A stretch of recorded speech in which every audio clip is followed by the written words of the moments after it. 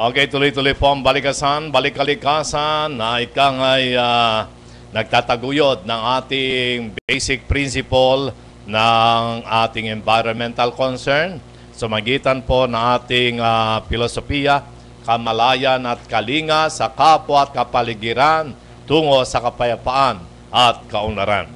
Sa magitan pa niyong kaibigan, R.V. Castro po lamang, at ating pong papatuloy ang programa sa ating Part 7 na magbibigay po sa atin ng level up, ikangay taas natin ang ating appreciation dito sa wonderful creation of God na binigay sa atin isang pagpapala na hindi dapat abusuhin, dapat pagyamanin pa natin, pangalagaan natin at padaluyin natin ang kaunlaran.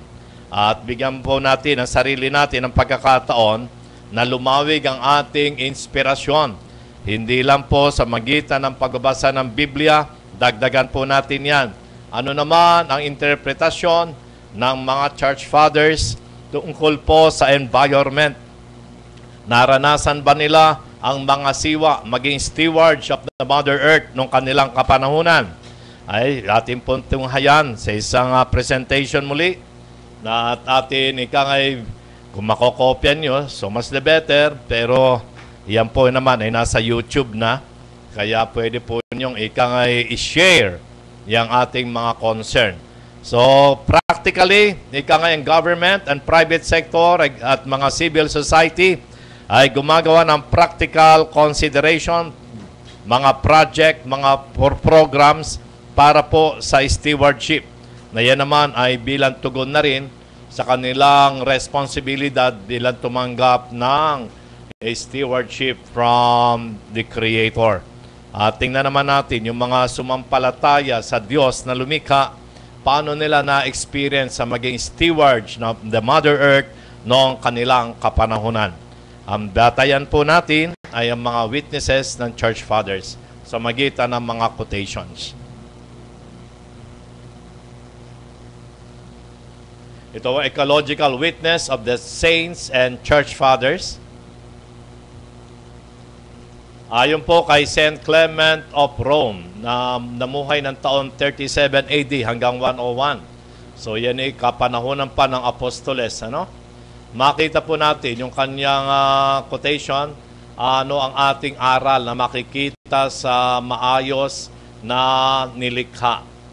Let us turn our eyes to the Father and Creator of the universe and consider the total absence of any friction that marks the ordering of His whole creation.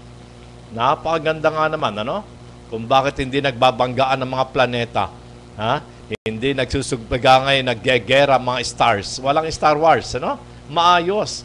Yan po ang ibig sabihin kung bakit ikangay merong creator talaga. At ang kinutukoy natin dyan, yung ating Heavenly Father na nagbigay ng magandang kalikasan ang sanlibutan. Okay? Ayon naman kay Saint Clement of Alexandria, noong namuhay ng taong 150 hanggang 220 AD. Pagdating naman sa pagkain at mga diet, ayan. Yung gusto mag-diet at kung gustong ikangay mabagong lifestyle, eto po ang kanyang sinabi. Our educator has given command that we eat only to live. O nabubuhay nga tayo, hindi para kumain. Tayo ay kumakain lang para mabuhay. At kung buhay na, hindi tayo ikangay nabuhay para kumain lang ng kumain. Ang purpose ng ating buhay ay hindi para kumain. Pero ang purpose ng pagkain ay para masustain ang ating buhay. Kaya nga, ang pagkain, eating is not our main occupation, nor is pleasure our chief ambition. Our food should be plain and ungarnished, suitable to children who are plain and unpretentious, adapted to maintaining life, not self-indulgence. Nakita nyo, masyado nating inaabuso ang ating sarili, lifestyle natin, At marami na tayong ikangay sakit. Bakit? Ay sabi, kain ng kain, lamon ng lamon, may merienda pa, Yung iba, kung ikangay, complain ng complain, wala daw makain, isang kaig, isang tuka. Tama na yun. Isang kaig, isang tuka. Kaysa naman, kahig ng kahig, tuka ka ng tuka, ay wala nang katapusan yan. Mangyayari yun, mapupunta ka lang sa ospital niyan. Mayroon kang maintenance sa pagkain. Okay? Kaya ingat po. Sabi naman ni Minucius Felix, God cares for every part of creation. God does not care just for the universe as a whole, but He also cares for all of its parts. If on entering a house you should behold everything refined, well-arranged, and adorned, you would believe that a master presided over it, and that he was much better and above all those excellent things. So ang pinupuri mo, pag pumasok ka sa bahay na maayos at maganda, ang pinupuri mo hindi yung bahay, kundi yung may-ari ng bahay na nag-ayos at nagpaganda ng bahay. So in this house of the world, when you look upon the heaven and the earth, its providence, its ordering, its laws, believe that there is a Lord and parent of the universe, far more glorious than the stars themselves and the parts of the whole world. Kaya makikita natin na magandang kalikasan, magandang kapaligiran, yung magandang nilikha ng pomay kapal. Ano magagawa natin? Kundi mag-wonder. With fear and trembling, magpasalamat, humanga at magpuri sa Diyos na lumikha ng kagandahang yan. God created everything good. Ang lahat ay nilikha ng Diyos na mabuti. At tayo nakakita at nakalasap ng kabutihan ng Diyos. Wala tayong magagawa kundi magpasalamat, magpuri sa Diyos na lumikha. Ayon naman kay Saint Anthony the Great, namuhay ng taon 251 hanggang 356. Contemplation of nature gives knowledge of God. For one who has faith and determination, it is not difficult to gain spiritual understanding of God. If you wish to contemplate Him, look to the providential harmony in all things created by His Logos.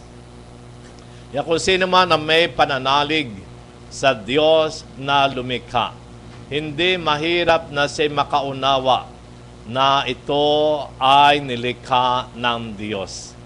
At kung nais mong ikaw ay magnilay-nilay tungkol sa Diyos na lumikha, tingnan mo na lamang kapaligiran mo ang maayos na kalikasan na nilikha sa pamamagitan ng kanyang anak, sa pamamagitan ng kanyang salita.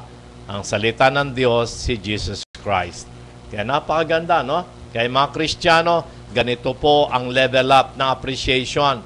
Pag nakita mo maayos ang daigdig, wala ka nang magagawa pa kundi humanga at magpasalamat sa Diyos na lumikha sa ngalan ng kanyang anak na si Jesucristo. Okay? Saint Anthony the Great, yan ang father of monasticism. So that, ayon naman kay Lactantius, the human purpose in creation, you have been born for the sake of seeing the sky and the sun. Who has led you to this spectacle?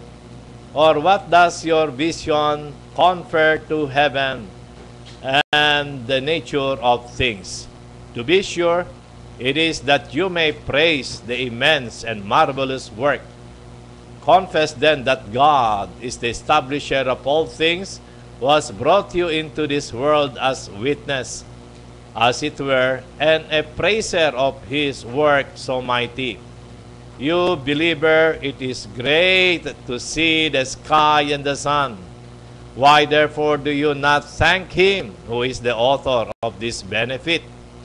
Who do you not estimate with your mind? Or why do you not estimate with your mind the virtue, providence, and power of Him whose works you admire? Napaganda yung ating pagiging tao. Nilikha pala ng Diyos ang lahat para ibahagi sa atin ang kanyang kabutihan. Ang kanyang walang lipos na biyaya ay upang ibahagi sa sangkatauhan. Ang lahat niya nilikha upang ipalasap sa tao ang kabutihan. At patapos natin malasap ang kabutihan ito sa magitan ng kalikasan, ng kapaligiran at ang pagkapalang ito, then marapat lamang tayo ay mag-acknowledge, sumamba, at magpasalamat sa Diyos na lumikha ng lahat. Okay? Last na ito, Saint Athanasius the Great, taong 297 hanggang 373. So mapansin po yung mga kaibigan na hindi lang pala tayo mga makabagong panahon ang mayroong environmental awareness and concern. Hindi lang pala yung ating mga kababayan at yung mga politician, mga government official, mga civil society, and concerned sa environment. Maybe concerned tayo ngayon lang. Pero remember, itong 2014, nagsimula po ito noong year 1, panahon po ng mga Kristiyano. At sila po naman ay meron na mga isinulat tungkol sa environmental awareness and concern na ating pinag-uusapan ngayon. Katulad ni Saint Athanasius, what the Word of God in creation reveals. By the greatness and the beauty of the creatures, proportionately the maker of them is seen. For just as by looking up to the heavens and seeing its order, it is possible to infer the Word who ordered these things, so one must also behold God, His Father. Okay. So, napakasimple po niyan, ano? Ng salita ng Diyos ay ginawa lang. Ang lahat ay nilikha sa magitan ng salita ng Diyos. Okay? So, that importante po na ito ay isang reflection from the Bible at very practical po mga Kristiyano noon. Kung ano nabasa nila sa Biblia, sila'y naglinilay-nilay at sila'y kumikilos. Ito ang kanilang ipinapaunawa, ang kahulugan ng creation. Ito ang tinuturo sa mga Kristiyano, ang kahulugan ng stewardship. Kung paano nilikha ang tao, lalaki at babae, at binigyan ng tungkulin, magpakarami kayo at punuin ang inyong mga supling ang buong daigdig at pamahalaan ito. Pinagpala ang lalaki at babae at binigyan po ng responsibilidad na maging stewards of the Mother Earth. So yan po ang challenge natin sa ating makabagong panahon. Hindi lang po technical, kung hindi practically, ikangay, isasabuhay po natin ang ating pananampalataya bilang Kristiyano. Ang pasasalamat sa Diyos na lumikha ng lahat para sa ating kabutihan. Huwag natin sayangin ito, huwag nating kalimutan ang Diyos na nagbibigay ng pagpapala. Okay? Patuloy po tayo sa magitan po ng isang paalaala muli.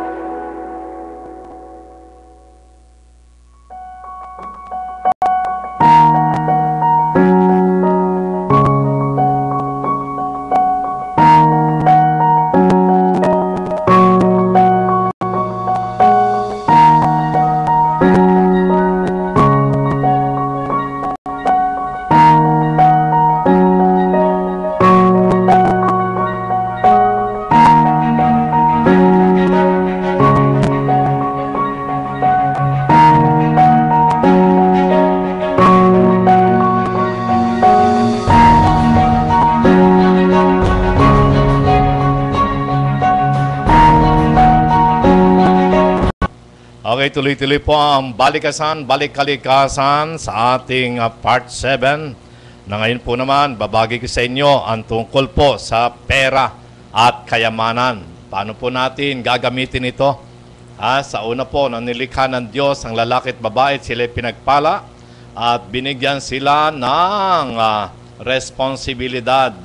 Magpakarami kayo at punuin ang inyong mga supling, ang buong daigdig at pamahalaan ito. Paano natin pamamahalaan ng mga supling? Paano natin pangasiwaan ang ating kapaligiran? Ay ngayon po, ang pinaka-topic ngayon sa mga balita ay tungkol sa pera, sa mga scam-scam. Sa mga negosyo, ayan, marami pong ikangay na mga problema. At ganoon din naman sa ating government, sa hanay ng ating politika, ganoon din, pera-pera. Bakit naman nalilimutan ba natin na tayo'y mga Kristiyano? Nalilimutan ba natin na tayo'y mga believers sa Diyos na lumikha? Ayan, paalaala po yan. Lahat naman kayo nagbabasa ng Biblia, nakakarinig kayo ng mga talata ng Biblia sa radio, television, at iba't iba mga pamphlets, di ba? At nagsisimba rin kayo, ma-attend kayo ng Bible study. Bakit po nangyayari itong ganito? So, ang reminder po, balik-kalikasan. Paano po natin gagamitin ang pera at kayamanan sa tamang paraan? Na hindi naman natin abusuhin ang ating responsibilidad na tayo maging stewards ng ating mga biyayan tinatanggap sa butihing Diyos na nagpo-provide, the great provider. Okay? So that ating pong buksan ang Biblia para sa lahat mo ng believers, sa mga God-loving people, God-loving believers. Etong tanong nila, lalo na yung mga ikangay naghahanap po ng buhay na walang hanggan. Yung umaasa na may langit pa ba? Yung umaasa na may life everlasting. Etong isang verse sa Psalm chapter 15 verse 1 and verse 5. Lord, who may abide in your tabernacle, who may dwell in your holy hill? He who does not put his money at usury, nor does he take a bribe against the innocent. He who does these things shall never be moved. Huwag kayong ikangay mababahala.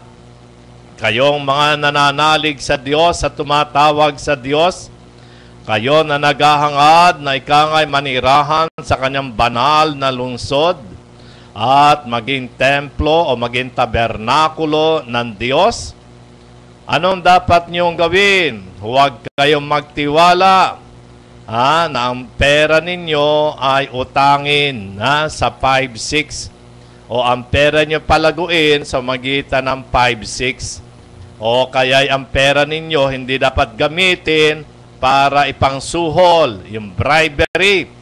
Huwag niyong gamitin ang pera para suhulan na mahihirap o dili kayo gamitin ang pera para sa inyong mga personal na pabor. Bribery yan. Ang hindi gumagawa nito, ikangay hindi mababagabag. Ayan, napaganda. Paano po naman sa mahihirap? Mga walang trabaho, mga informal settlers, yung kangay wala pang magkain.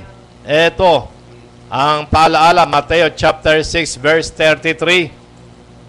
But seek first the kingdom of God and His righteousness, and all these things shall be added to you. Therefore do not worry about tomorrow, for tomorrow will worry about its own things. Sufficient for the day is its own trouble. O yung mga naghihirap, may isang kahig, isang tuka, dalawang kahig, isang tuka, tatlong kahig, isang tuka, o kahig ng kahig, wala pa rin matuka. Anong gagawin natin? Maniwala kayo na may Diyos na nagbigay ng buhay at special ang tao sa mata ng Diyos. Kung yung mga halaman nga nabubuhay hindi nagtatrabaho, di ba? Yung mga ibon, yung mga hayop, tita nyo, nabubuhay yan.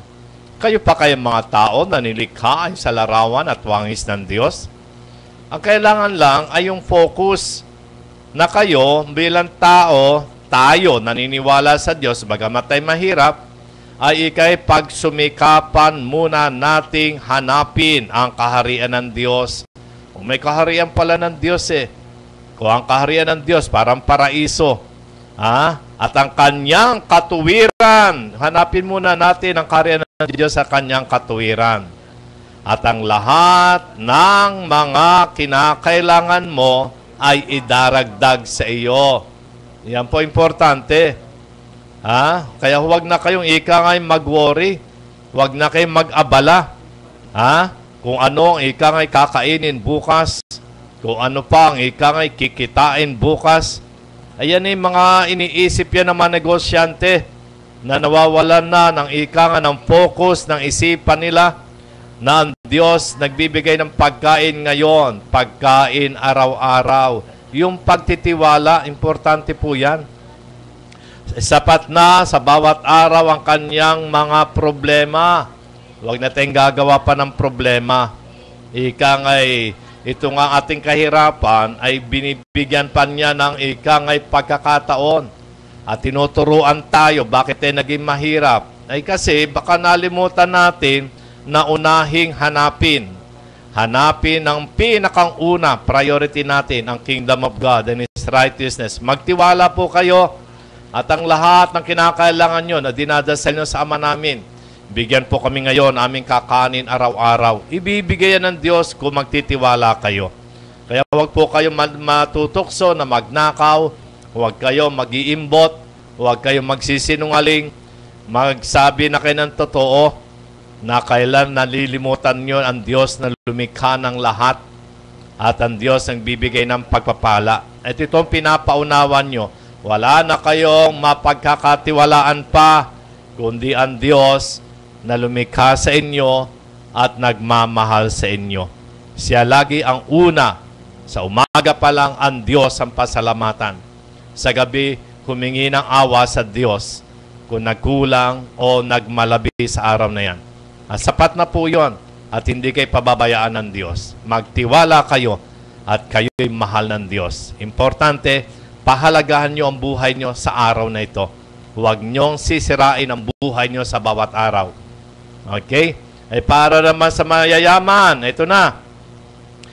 Sa mayaman, Matthew chapter 19 verse 21, ito naman po ang kapayo ng ating Panginoong Kristo. If you want to be perfect, go sell what you have and give to the poor, and you will have treasure in heaven. Come, follow me. Ayan, kita nyo. Yung mayaman, yung mga milyonaryo, yung ikangay public official na gusto maglingkod sa bayan, yung mga makadiyos, makatao, mga kalikasan at makatao, ay napakayayaman nila. Bakit mga milyonaryo, ang public servants, magkano ba sweldo nila? At bakit sila naging mayaman? Ay ngayon, nahuhuli na. Ikangay, baguhin na ang ikangay lifestyle. Kung gusto nyo maging ganap, gusto nyo pinakamayaman, pinakamakapangyarihan, pinakasikat. Ito sabi ni Jesus Christ, kung gusto mo maging ganap, humayo ka, ibenta mo ang iyong ari-arian at ibigay sa mahihirap. Ang nangyayari ngayon, pagdating lang ng eleksyon, ibibigay ay magkano? Para lang iboto. Ayan, yan po ay bribery pa rin yan. Ang pagbibigay, hindi na kailangan malaman pa kung anong ginawa ng kanang kamay, hindi dapat malaman ng kaliwang kamay. Anong ibig sabihin yon? Kung anong ginawa mong kabutihan, huwag mo nang i-advertise. Kung ina-advertise mo yan, ibig sabihin, meron kang vested interest. Ika nga'y hindi mo mapapanatili ng iyong kayamanan sa magitan yan. Ang nagmamataas, ibabagsak pa rin. Ang meron na hindi man lang marunong mag-share, iyan ang mawawalan. Importante yan. Dapat ibigay sa mahirap. Kung ganito po ang Christian teaching, ang ipapractice ng mga Kristiyano, ng mga Pilipino, abay, lahat po'y masagana. At walang krimen. At lahat ay magiging maligaya. Sapagkat mayroong pagkilala sa Diyos na patas magmahal para sa lahat. Isinilang tayo ng walang damit. Iiwan natin ang lahat ng pera at lahat ng ating ari-arian wala pa rin tayong damit, babalik sa alabok. Kaya bago po mangyari yon, habang may lakas ka, at kung gusto mong maging ganap, ibenta mong ari-arian mo, ibigay mo sa mahirap, at ikaw ay magkakaroon ng kayamanan sa langit. At sumunod tayo kay Jesus Christ kung paano ang tamang stewardship. Ay, ika ngayon at iisa lang buhay natin, samantalahin natin yan. Okay? So that lahat po ito ay magbigay sa atin ng inspirasyon. So anong problema po natin tungkol sa pera at proper use of wealth? Ang priority po naman ganito. Paano po nagbigay ng warning sa maging sa bagong tipan? Hindi po naman ika nga kinokondena ang mayayaman o dili kayong private possessions. Pero mayroon pong warning tungkol sa false priorities. Kaya sabi ni Jesus Christ, seek first the kingdom of God. Yan po importante. At critical po si Jesus na mga nagbibigay ng pagtitiwala sa material na kayamanan. Katulad po sa Lucas chapter 12, 16-21, yung parable of the rich farmer. Ikaw, marami ka ng ani, gigibain mo ang iyong warehouse, magpapatayo ka ng mas malaking warehouse, at ikaw ay iinom na lamang, kakain, matutulog. Anong sabi? Fool, tonight you will die, and your riches, whose will they be? Nakita ninyo? Ang riches choke the growing seed of the word. Kaya ingat-ingat po lamang, may wastong paraan ng stewardship. Yan po ang paalaala ng Bukas Palad Philanthropia Incorporated. Sa ating balikasan, balik-kalikasan, kamalayan kalinga sa kapwa at kapaligiran, tungo sa kapayapaan at kaunlaran.